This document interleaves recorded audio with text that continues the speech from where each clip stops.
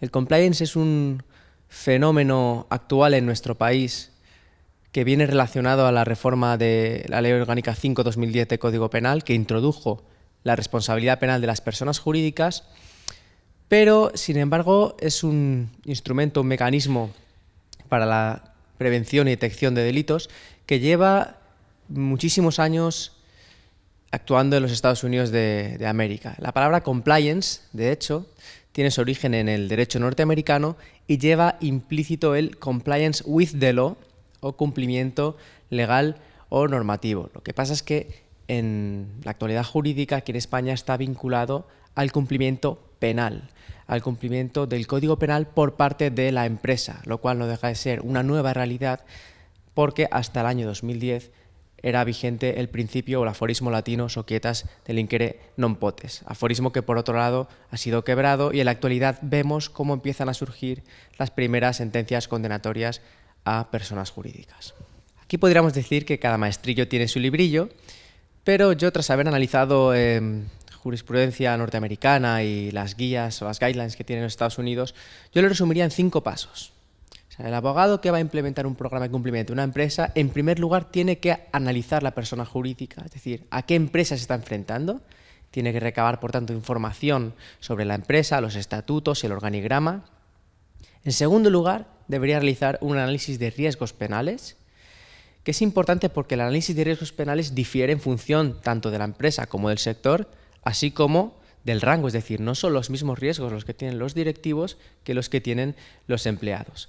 Tras realizar el análisis de riesgos penales, con base en cuestionarios a los trabajadores, con un trabajo también de campo dentro de la empresa, se llega a un mapa de riesgos, ¿no? Sería el punto final de ese análisis de riesgos, y tras ese mapa se elaboraría el código de conducta, que sería, a mi juicio, el tercer paso. El código de conducta es un protocolo escrito en el cual se especifican las conductas que no deben ser realizadas ni por los trabajadores ni por los directivos, ¿no? Debe tener un lenguaje claro, un lenguaje afirmativo, comprensible desde el último empleado hasta el juez, y debe tener un formato de código, artículo 1, artículo 2, artículo 3, etcétera, etcétera.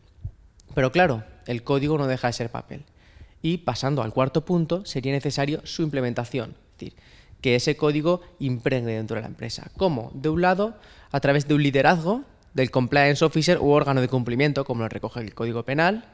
De otro lado, a través de los canales de denuncias o los denominados whistleblowing channels, los cuales el empleado que observe que otro compañero está realizando alguna práctica sospechosa de ser delictiva pueda reportarlo al órgano de cumplimiento. En tercer lugar, a través de las sesiones de formación, es decir, tiene que venir expertos a ilustrar a los trabajadores y a los directivos sobre cómo realizar sus conductas. Y en último término, también con un sistema disciplinario, es decir, hay que mostrar una política de tolerancia cero frente al delito por parte de toda la empresa. Y se debe sancionar aquellas conductas sospechosas, ¿no?, dentro de la empresa que puedan generar riesgo penal. Por último lugar, como quinto punto, tenemos que advertir que compliance es un instrumento dinámico.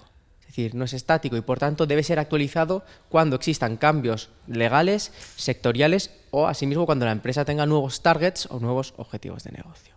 En España, con un proceso penal guiado por el principio de la legalidad, es cierto que no va a ser hasta la fase judicial en la cual el programa de cumplimiento pueda despegar todos sus efectos probatorios. No obstante, en países con un principio de oportunidad, como en Estados Unidos, sí que es cierto que el compliance tiene una finalidad ex ante, es decir, ni siquiera se le lleva al proceso a la empresa que tiene un programa de cumplimiento penal, ¿no? Es decir, nosotros nos hemos esforzado en evitar el delito, pero no hemos podido actuar ante una determinada conducta de un empleado que ha sido un poco pillo, ¿no?, el rogue employee que llaman en los Estados Unidos.